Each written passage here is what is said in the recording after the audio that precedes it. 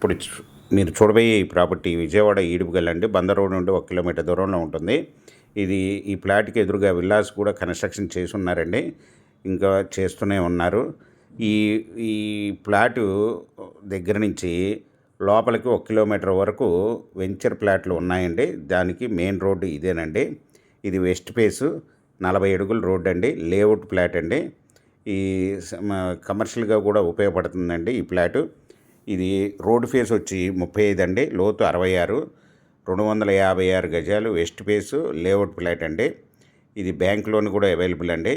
ఇది government value వచ్చి 1 square yard వచ్చి 10,000 రూపాయలు ఉందండి.